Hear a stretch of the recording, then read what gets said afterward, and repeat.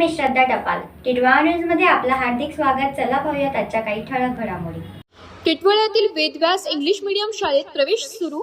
Vivekananda educational ट्रस्टचे Vedvyas English medium school व little Vedas Shri primary English या शाळेत सन 2026-27 या शैक्षणिक सालासाठी नो डोनेशन नो डिपॉझिट या तत्वावर ऍडमिशन सुरू आहे.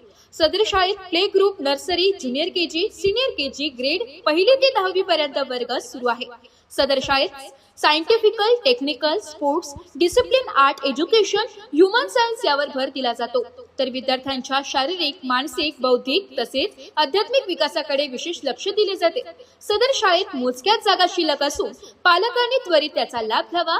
संपर्कासाठी शाळेच्या little Vedas pre primary school, Ganraya society, Saibaba मंदिर जवळ, टिटवाळा पूर्व या ठिकाणी संपर्क साधावा किंवा शाळेच्या 98 92 22 30 46 या नंबरवर संपर्क साधावा. कल्याण डोंबिवली महानगरपालिकेच्या अप्रभागात पावसाळ्यापूर्वी नाले सफाईला सुरुवात, मात्र तुटलेल्या गटारांना प्रश्न अनुत्तरित.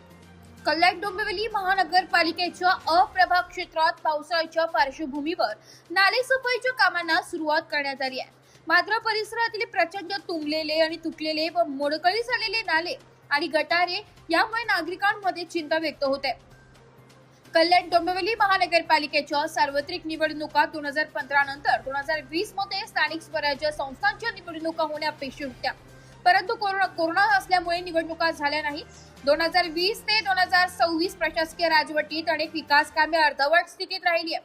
नगरसेवक निधी नसल्याने अनेक ठिकाणी कामे झाली नाही.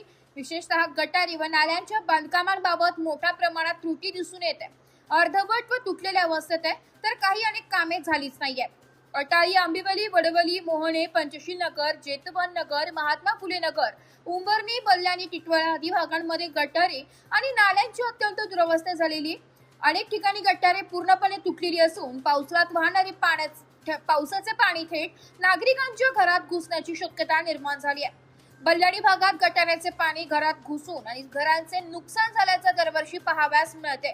सध्या नाले सफाईची कामे सुरू असली तरी तुटलेल्या गटारांचे काय होणार असा प्रश्न नागरिकांकडून उपस्थित केला जातोय. केवळ सफाई करून प्रश्न सुटणार नसून जीर्ण झालेल्या गटारांची दुरुस्ती किंवा नव्याने बांधकाम करणे अत्यावश्यक असल्याचं स्थानिक नागरिकांचे मत आहे. नागरिकांच्या आरोग्याचा विचार करता आणि घाण पाणी घरात शिरून होणारे नुकसान टाळण्यासाठी प्रशासनाने तातडीने निधी मंजूर करून आवश्यक दुरुस्ती व नवीन गटार बांधकाम हाती घ्यावे अशी जोरदार मागणी नागरिकांकडून होत आहे. पावसाळा जवळ येत असताना प्रशासनाने केवळ नाले सफाईवर मर्यादित न राहता संपूर्ण जलनिस्सारण व्यवस्थेची दुरुस्ती करणे गरजेचे असल्याचे स्पष्ट होत आहे.